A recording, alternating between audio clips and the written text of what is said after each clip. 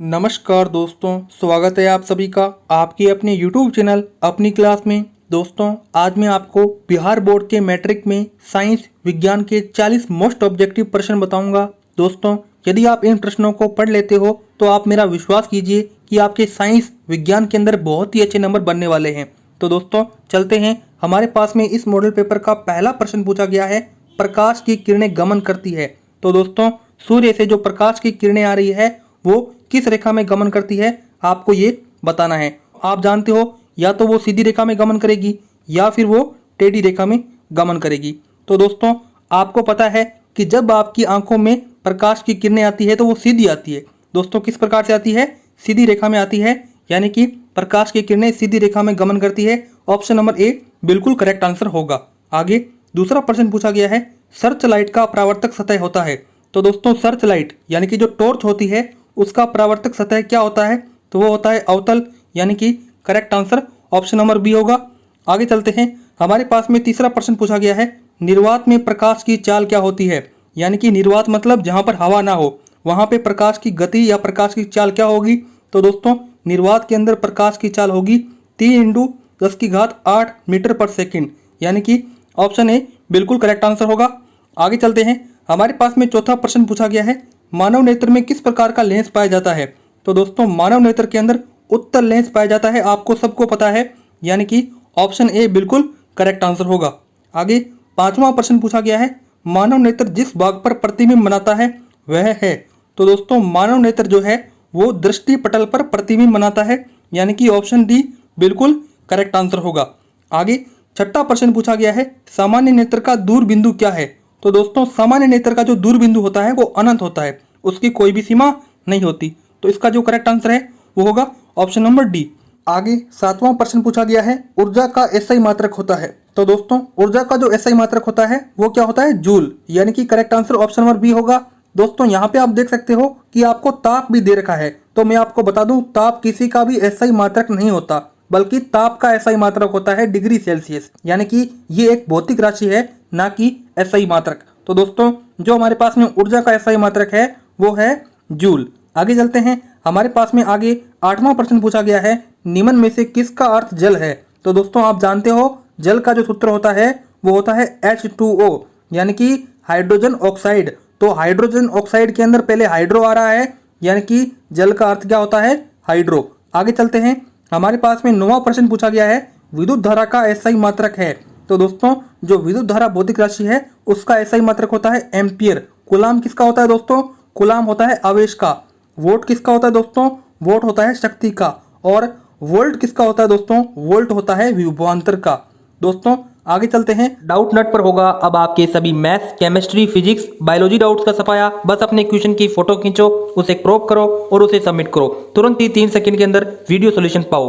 Class 6 to 12 से लेके NEET, IIT, JEE mains, advance के लेवल तक तो आज ही डाउनलोड करें। हमारे पास में 10वां प्रश्न पूछा गया है, 1 वोल्ट कहलाता है। तो दोस्तों, 10वें का जो करेक्ट आंसर है वो होगा ऑप्शन नंबर बी, 1 जूल बटा कूलाम। ये हमारे पास में किसका है दोस्तों? विभवांतर का। आगे 11वां प्रश्न पूछा गया है, घरों में विद्युत से दुर्घटना किसके कारण होती है? तो दोस्तों, जैसा कि आप सब जानते हैं कि भारत के सभी घरों के अंदर लगभग जो इलेक्ट्रिसिटी है वो पहुंच चुकी है, करंट है वो पहुंच चुका है, जिससे विद्युत उपकरण चलते हैं। तो दोस्तों, अब कोई भी व्यक्ति घर के अंदर उस तार को हाथ लगाता है तो उसको करंट आ जाता है और उसकी दुर्घटनाग्रस्त मौत हो जाती है। तो दोस्तों, अब क्या हुआ? केवल तार को हाथ लगाने मात्र से ही उसको करंट आ गया। ऐसा क्यों हुआ? क्योंकि तारों के अंदर शॉर्ट सर्किट हुआ है, तभी उसकी विद्युत से दुर्घटना हुई है। तो दोस्तों, विद्युत से दुर्घटना का कारण यही है कि तारों में शॉर्ट सर्किट हो जाता है, जिससे उस व्यक्ति को करंट लग जाता है और उसकी मौत हो जाती है। आगे 12वां प्रश्न पूछा गया है, फ्लेमिंग के वाम हस्त नियम में अंगूठा किसकी दिशा को संकेत करता है? तो दोस्तों, जो अंगूठा है वो बल की दिशा को संकेत करता है, यानी कि ऑप्शन सी बिल्कुल करेक्ट आंसर होगा। आगे 13वां प्रश्न पूछा गया है, ग्लोबल वार्मिंग के लिए उत्तरदायी है। तो दोस्तों, जो ग्लोबल वार्मिंग के लिए जो उत्तरदायी गैस है वो है CO2। ठीक है दोस्तों, जैसे जैसे CO2 बढ़ेगी वैसे वैसे धरती का जो तापमान है वो बढ़ेगा। ये क्या है? ग्लोबल वार्मिंग के लिए खतरनाक गैस है। आगे 14वां प्रश्न पूछा गया है, शाक सब्जियों का विघटित होकर कंपोस्ट बनना किस प्रकार की अभिक्रिया है? यानी कि जो गली सड़ी सब्जियां हैं वो विघटित होकर के जो खाद बनती है, ये कौन सी प्रक्रिया है? तो दोस्तों 14वें का जो करेक्ट आंसर है वो होगा बी, ऊष्माक्षेपी। दोस्तों क्या होगा? ऊष्माक्षेपी। आगे 15वां प्रश्न पूछा गया है, उपचयन वह प्रक्रिया है जिसमें, तो दोस्तों उपचयन कौन सी प्रक्रिया है? उसमें क्या होता है? ऑक्सीजन का योग भी होता है, यानी कि ऑक्सीजन जुड़ता भी है, हाइड्रोजन वियोग होता है, यानी कि हाइड्रोजन हटता भी है, और उपचयन के अंदर क्या होता है? इलेक्ट्रॉन का त्याग होता है। तो दोस्तों मैं आपको बता दूं, उपचयन को एक और नाम से जाना जाता है, वो है ऑक्सीकरण। यानी कि ऑक्सीकरण का मतलब क्या? कि ऑक्सीजन जुड़ेगा, हाइड्रोजन हटेगा, इलेक्ट्रॉन का त्याग होगा, यानी कि सभी होंगे। तो डी ऑप्शन बिल्कुल करेक्ट होगा। आगे हमारे पास में 16वां प्रश्न पूछा गया है, निम्नलिखित में से कौन सा ऑक्सीकारक है? ऑक्सीकारक का मतलब जो कि ऑक्सीकरण करवा दे।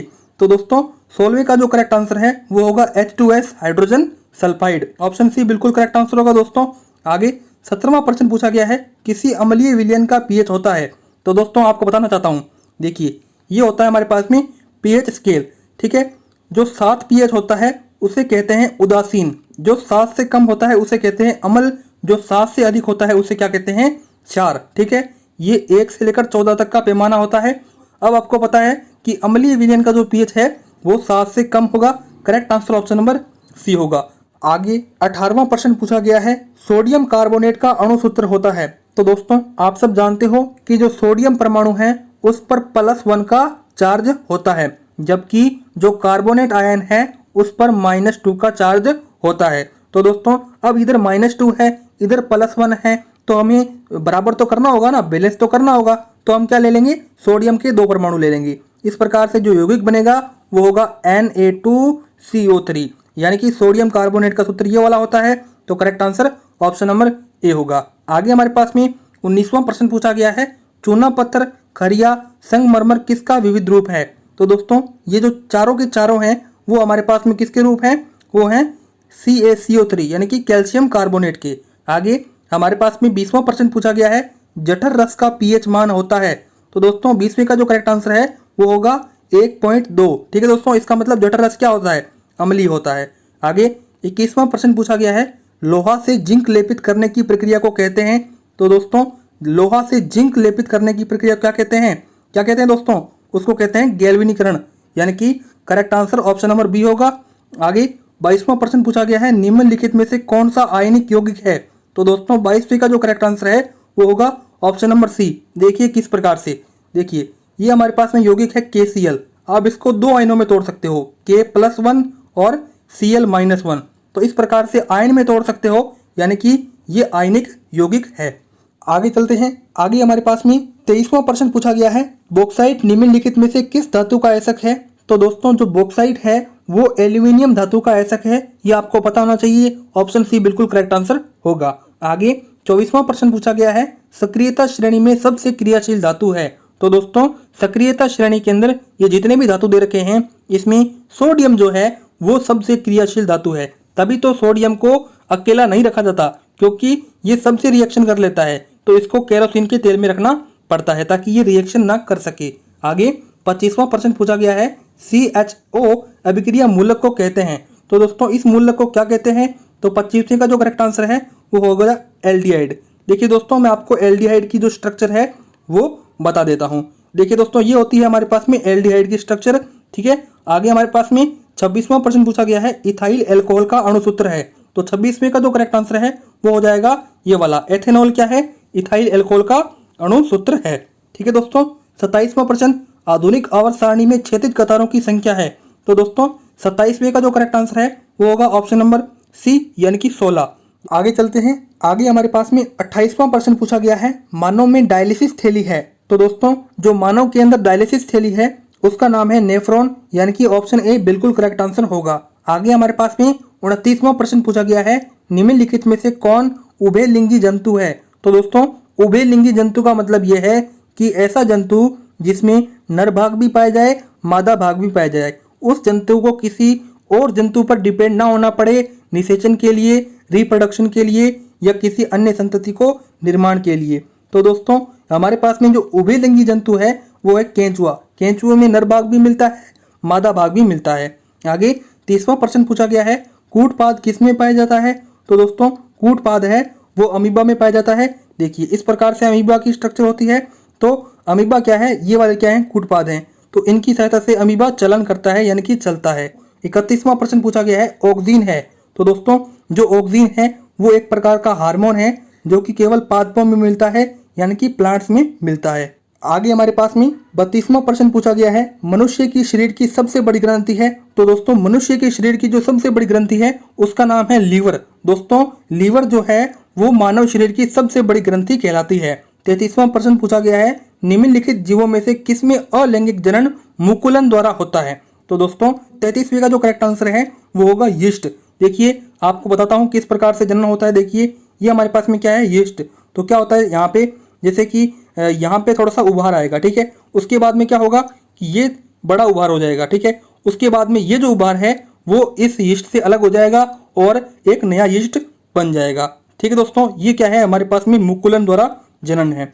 आगे 34वां प्रश्न पूछा गया है कीटों के पंख चमगादड़ के पंख किस तरह के अंग है। तो दोस्तों जैसे कि मैं बना देता हूँ ये हमारे पास में क्या है कीटों के पंख है, ठीक है। ये क्या है कीटों के पंख है और ये हमारे पास में क्या है चमगादड़ के पंख है, ठीक है दोस्तों। देखिए अब दोनों के अंदर जो संरचना है वो अलग अलग है, लेकिन कीटों के पंख भी उड़ने का काम करते हैं, चमगादड़ के पंख भी उड़ने का काम करते हैं। तो दोस्तों दोनों के अंदर क्या है अलग अलग संरचना है, लेकिन काम है दोनों का वो समान है उड़ने का। तो दोस्तों ऐसे जो अंग होते हैं उन्हें कहते हैं हम समवर्ती अंग। आगे 35वां प्रश्न पूछा गया है विकासशील दृष्टिकोण से हमारी किससे अधिक समानता है। तो दोस्तों आप बोलोगे कि हमारी जो अधिक समानता है वो है बंदर से, क्योंकि बंदर की भी 2 टांगें होती है, बंदर के 2 हाथ होते हैं, बंदर का एक नाक होता है, बंदर के 2 कान होते हैं। इस प्रकार से हमारी जो समानता है वो तो बंदर से है। तो दोस्तों बंदर से जो पहले आए थे उनका नाम था चिंपैंजी। उनके भी 2 टांगें थी, 2 हाथ थे, एक नाक था, 2 कान थे। तो दोस्तों जो चिंपैंजी है उससे हमारी अधिक समानता है, हम चिंपैंजी के पूर्वज हैं। आगे 36वां प्रश्न पूछा गया है प्रकृति में पृथ्वी पर ऊर्जा का मुख्य स्रोत है, यानी कि जो हमारी पृथ्वी है धरती है इसमें ऊर्जा का मुख्य स्रोत कौन है। तो वो है सूर्य। आप जानते हो सूर्य से ही हमें ऊर्जा मिलती है, सूर्य ही सब कुछ है। आगे 37वां प्रश्न पूछा गया है हरे पौधे कहलाते हैं। तो दोस्तों हरे पौधे हैं वो क्या कहलाते हैं, वो कहलाते हैं उत्पादक। देखिए हरे पौधे को कौन खाएगा, कौन खाएगा, बकरी खाएगी। कौन खाएगा दोस्तों, बकरी खाएगी। और बकरी को क्या खाएंगे, जानवर खाएंगे। कौन खाएंगे दोस्तों, अन्य जानवर खाएंगे। तो इस प्रकार से जो पारिस्थितिकी तंत्र है वो चलता है। तो हरे पादप हैं वो क्या है, उत्पादक हैं, और जो बकरी और जानवर हैं वो क्या है, उपभोक्ता हैं, ठीक है।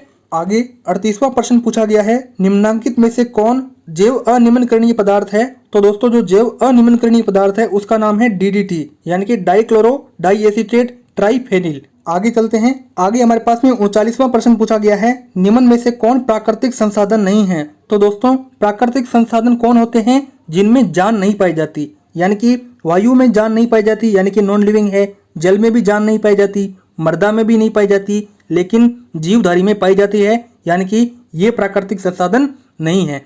आगे हमारे पास में 40वां प्रश्न पूछा गया है यूरो सेकेंड का संबंध है, यानी कि जो यूरो सेकेंड है उसका संबंध किससे है, वायु प्रदूषण से, यानी कि ऑप्शन ए बिल्कुल करेक्ट आंसर हो जाएगा। तो इस प्रकार से मैंने आपको बिहार बोर्ड के मैट्रिक में साइंस के 40 मोस्ट ऑब्जेक्टिव प्रश्न बताए।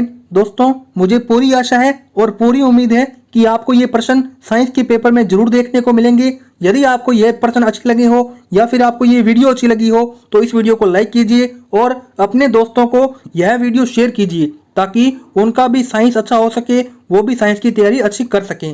दोस्तों इस वीडियो में इतना ही था, मिलते हैं नेक्स्ट वीडियो में, तब तक के लिए जय हिंद जय भारत।